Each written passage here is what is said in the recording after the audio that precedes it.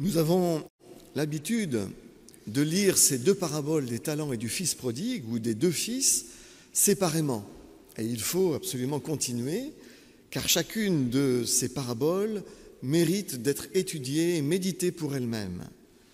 Cependant, il est aussi intéressant de voir comment l'enseignement de ces deux paraboles se complète pour faire émerger ensemble la typologie du juste selon Dieu, selon la Bible. Qu'est-ce qu'un juste ? Qu'est-ce qu'être juste aux yeux de Dieu ? La lecture de ces deux paraboles des talents et du fils prodigue éclaire ce questionnement, et c'est ce que je vous propose de méditer ce matin. À l'époque romaine, à l'époque de Jésus, un talent valait 60 mines et 6 000 deniers. Je pense que c'est une information extrêmement utile pour vous de savoir qu'un talent valait 6 000 deniers.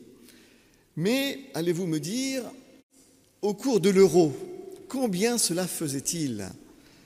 Eh bien, un denier correspondait au salaire journalier d'un ouvrier. Un talent valait donc 16 ans et demi de travail pour un ouvrier. 2 talents, 32 ans et quelques, 5 talents, 82 ans et quelques journées de travail.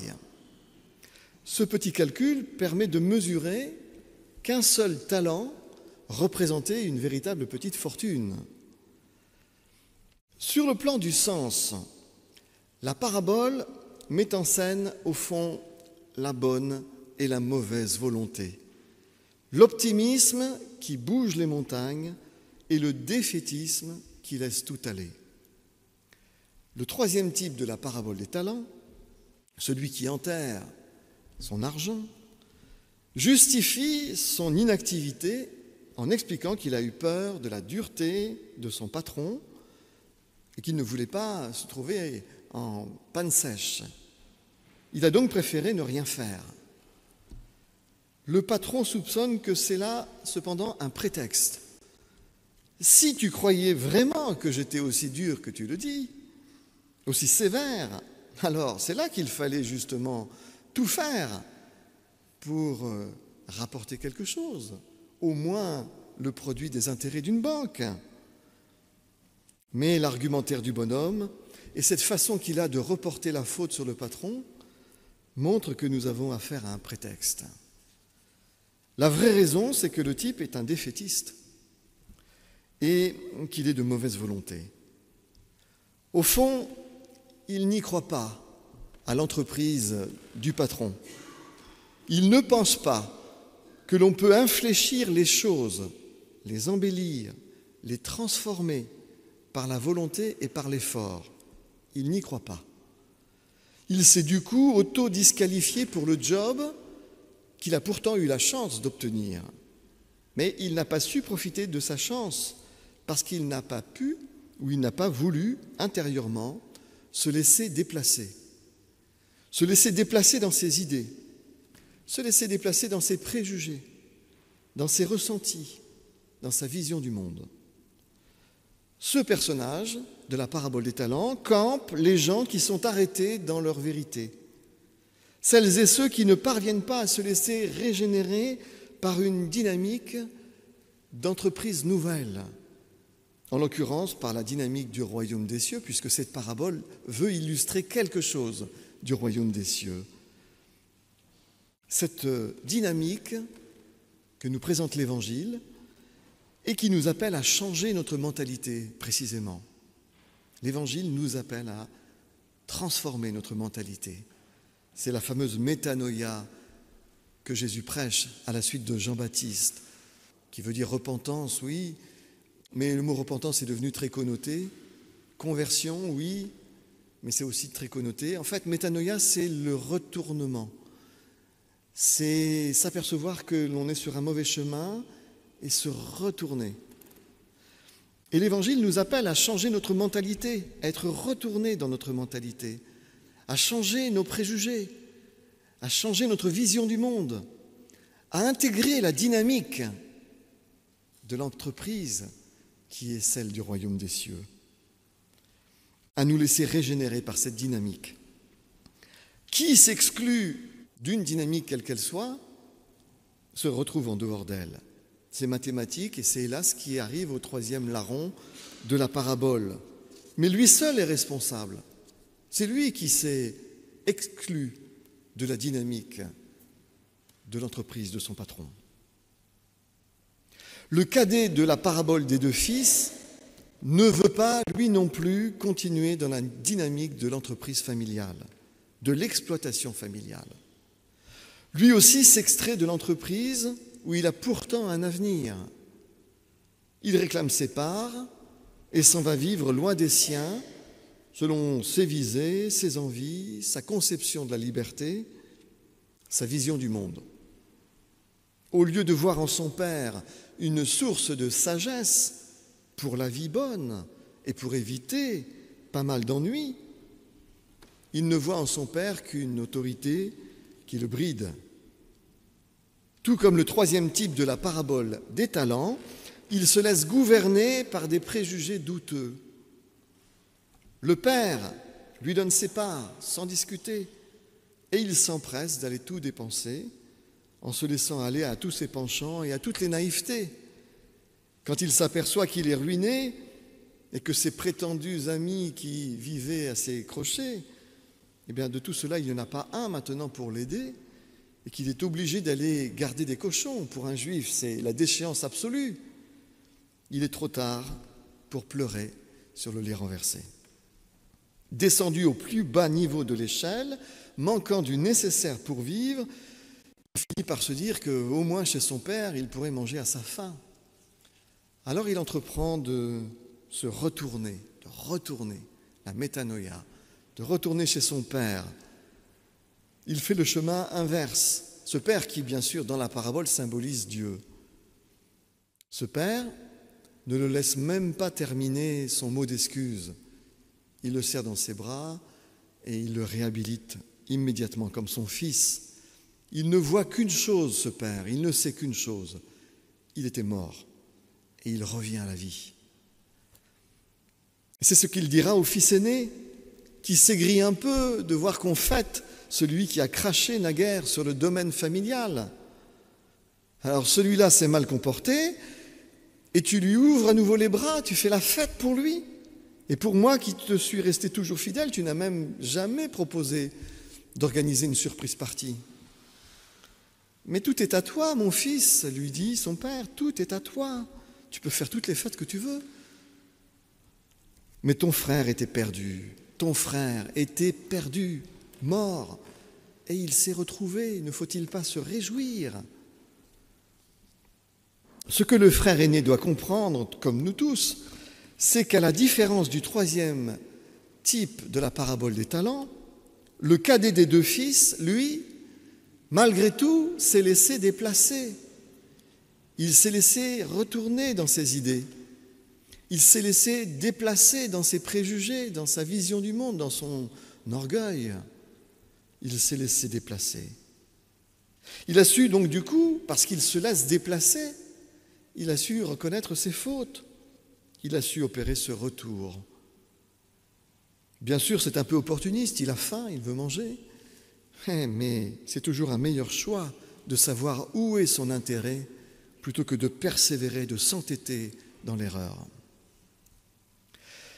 En conclusion, ces deux paraboles des talents et du fils prodigue mettent en évidence que le juste dans la Bible n'est pas le saint. D'ailleurs, parce qu'il n'y a pas de saint sur terre. Parce que tous sont pécheurs, nous dit l'Écriture. Mais le juste dans la Bible, c'est le sage. C'est le sage qui veille sur ses voies, bien sûr, mais c'est le sage aussi qui est capable d'intégrer des idées nouvelles, capable d'ouvrir les yeux sur la réalité, capable de recevoir la nouvelle lumière qui se fait sur quelque chose, capable de se laisser déplacer dans sa vérité, dans ses préjugés. Le sage, c'est le juste. Le sage, c'est une figure du juste. Le juste, c'est le sage, c'est aussi l'ami fidèle de Dieu. Celui qui, malgré tout, veut faire confiance à Dieu. Celui qui est capable de reconnaître ses fautes, du coup, de revenir en arrière, de se retourner, de changer de chemin. Le troisième type de la parabole des talents, se justifier, lui, dans sa vérité, dans ses préjugés. T'es borné, c'est toi le patron qui a tort. Tu es méchant, tu es dur, j'ai eu peur, c'est normal. Il se victimise, il fait porter la faute sur l'autre. Il a enfermé le patron sous son interprétation, il a enfermé le patron sous son étiquetage, et il n'y a pas moyen qu'il change d'avis. Il a la vérité.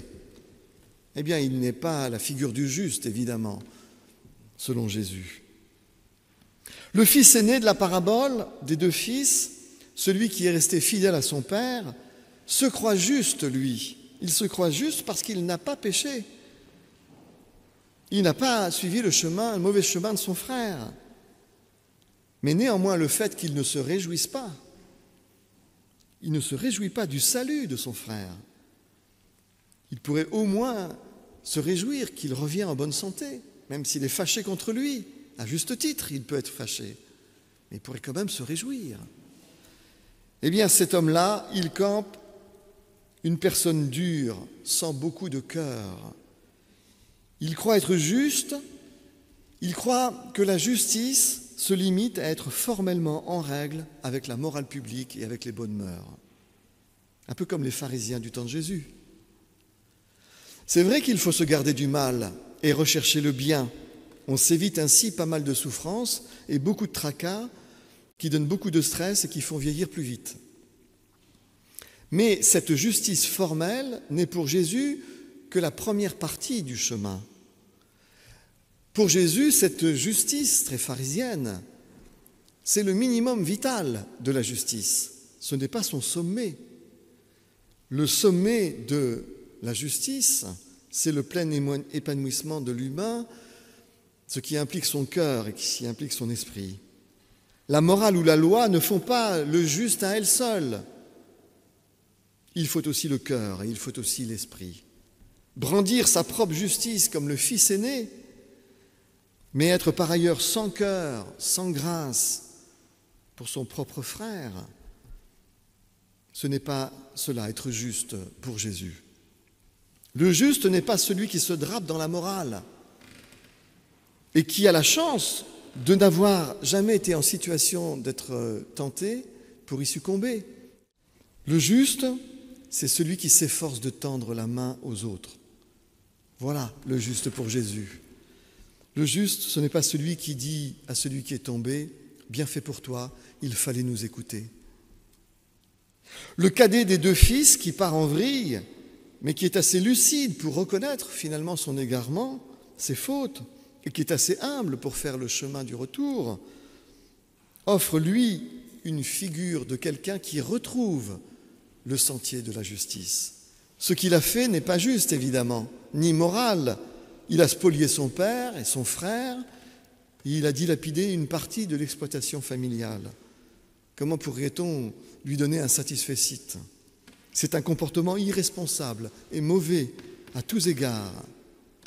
Mais il a su voir et il a eu la force de revenir pour redevenir l'héritier de son père. Il a su redevenir le fils de son père. Le juste pour Jésus, ce n'est pas le saint, ce n'est pas le moraliste, c'est celui qui a de la sagesse, assez de sagesse pour se laisser informer, pour se laisser déplacer, pour réviser, réformer sa vision du monde et ses conceptions. Le juste, ce n'est pas le moraliste seulement, qui ne fait qu'une partie du chemin, c'est celui qui a du cœur. En entendant ces paraboles des talents et du fils prodigue, on imagine que les pharisiens devaient être ulcérés contre Jésus.